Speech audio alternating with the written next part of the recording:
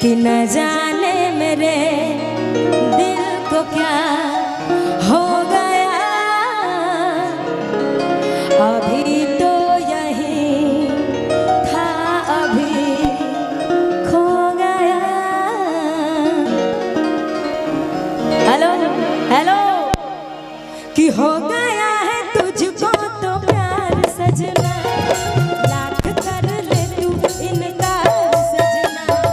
हो गया है तुझको तो प्यार सजना, लाख कर ले तू इनकार सजना। दिलदार सजना है ये प्यार सजना।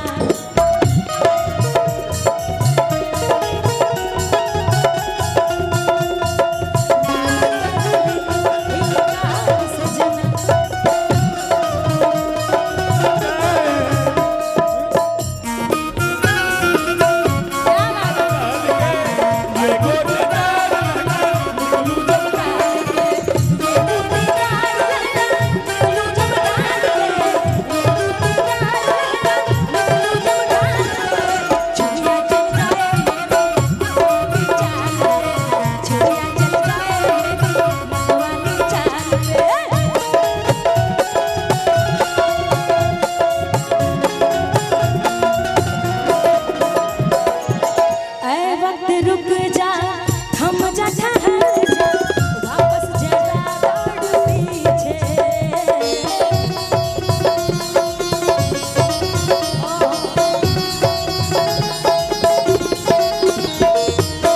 ऐ वक्त रुक जा, थम जा, ठहर जा, वापस जरा दौड़ पीछे।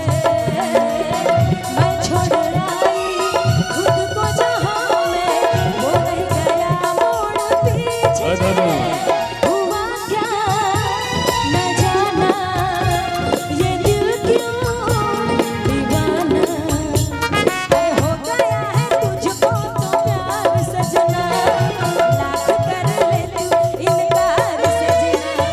हो गया है तुझको तो प्यार सजना, लाख कर ले तू इनकार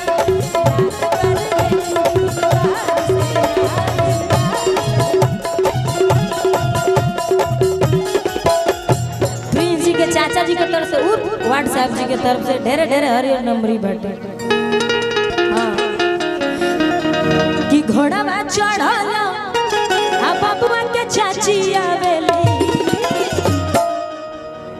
हाँ कि घोड़ावा चढ़ल आ बबुआ के चाची आवेली, कि अपना अचरा में से रुपया लूटावत चलेली।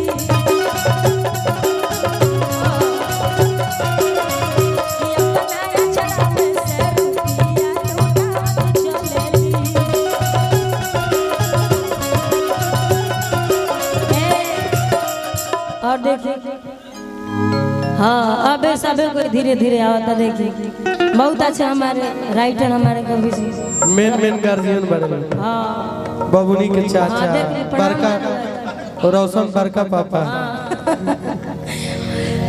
इहो के लिए कुछ गावल चाहता। हाँ रोशन भैया। हाँ अजीतो भैया के लिए कुछ गावल चाहता। आई नहीं कि हाथिया चढ़ल आ चश्मा वाला पापा आवेले। बबुनी के बड़का पापा कंजूस बने। इहो के तो कुछ लागबे करब। बेईमानी न थोके दादा। दादा सबसे पहले के बात कहब कि हमारे बाबूजी के नाम धके बार बार हमरा के संबोधित करता रहू। अजीत चाचा हमारे बाबूजी हमारे चाचा हैं, आराम में बनी होगी। हमारा नाम तारकेश्वर है, इतना दिन जरे रहलो लेकिन नाम में चल रहा। कौन बार ना जानो नाम से रोक पुकार लेने। एगो बबुनी के चाचा युवराज चाचा।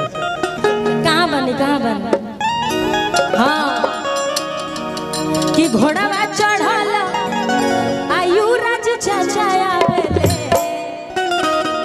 कि हाथिया चढ़ल आ हई अजीत चाचा आवेले।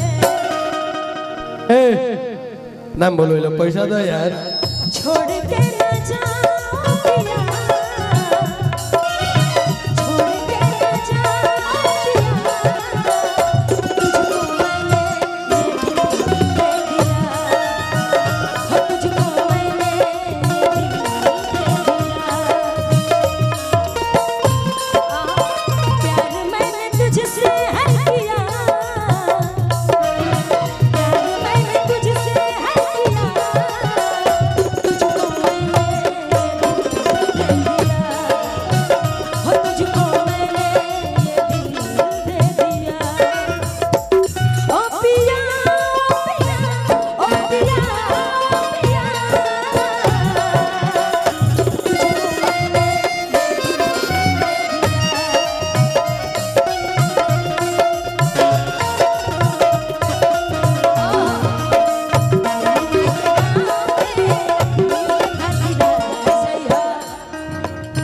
बलम